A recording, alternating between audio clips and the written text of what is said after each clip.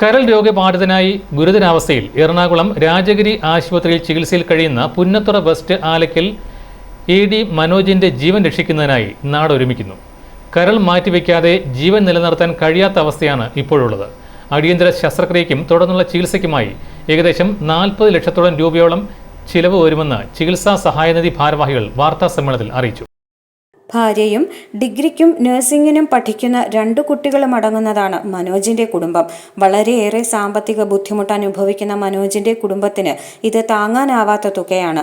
അതുകൊണ്ട് മനോജിന്റെ ചികിത്സാ സഹായത്തിനായി നാടൊരുമിക്കുകയാണ്. ഏറ്റുമാനൂർ മുനിസിപ്പാലിറ്റി 8, 9, 10, 11, 12, 14 വാർഡുകളിൽ 2025 ഓഗസ്റ്റ് 31 ഞായറാഴ്ച ഫണ്ട് ശേഖരിക്കുന്നതിനാണ് തീരുമാനിച്ചിരിക്കുന്നത്.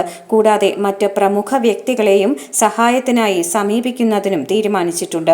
ഏറ്റുമാനൂർ ടൗണിലെ വ്യാപാരി സുഹൃത്തുക്കളിൽ നിന്നും ധനസഹായം സ്വീകരിക്കുന്നതിനും തീരുമാനിച്ചിരിക്കുന്നു.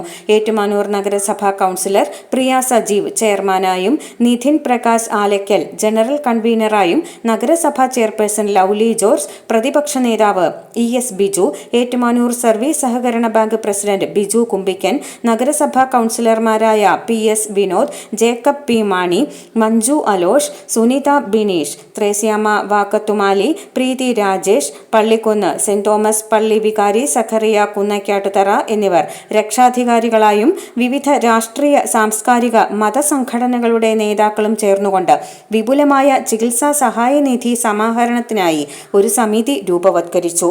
ഏറ്റുമാനൂർ ധനലക്ഷ്മി ബാങ്കിൽ ഒരു ജോയിന്റ് അക്കൗണ്ട് ആരംഭിക്കുകയും ചെയ്തിട്ടുണ്ട്. അതിനെക്കുറിച്ച് പറഞ്ഞു.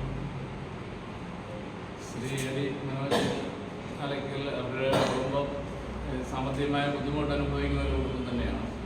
ഇപ്പോഴത്തെ ചികിത്സാ ചെലവ് നമുക്ക് എല്ലാവർക്കും അറിയാവുന്ന പോലെ സാധാരണക്കാരെ കൊണ്ട് താങ്ങാൻ പറ്റാത്ത രീതിയിലുള്ള വലിയൊരു ചികിത്സാ ചെലവാണ് ഓരോ ദിവസവും വന്നുകൊണ്ടിരിക്കുന്നത്. അപ്പോൾ ഈ മനോജിനുള്ള ഈ ചികിത്സാ സഹായ നിധികൾ ഏറ്റുമാനൂർ മുനിസിപ്പാലിറ്റിയിലെ മുഴുവൻ വാർഡുകളിലുള്ളവരും സഹകരിക്കണമെന്നാണ് നമുക്ക് പറയാനുള്ളത്.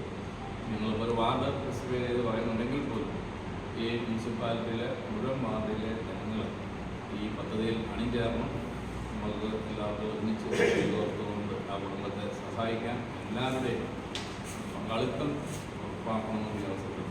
മനോജിന്റെ ചികിത്സയ്ക്കായുള്ള ആദ്യ ധനസഹായ വിതരണം എന്റെ ഗ്രാമം charitable trust president Saji Mundakkal, നഗരസഭാ പ്രതിപക്ഷ നേതാവ് ES ബിജു, ചികിത്സാ സഹായ നിധി ചെയർമാനും വാർഡ് കൗൺസിലറുമായ പ്രിയ സജീവ് എന്നിവർക്ക് 1 ലക്ഷം രൂപയുടെ ചെക്ക് ഏറ്റുമാനൂർ പ്രസ് ക്ലബ്ബിൽ വെച്ച് കൈമാറി.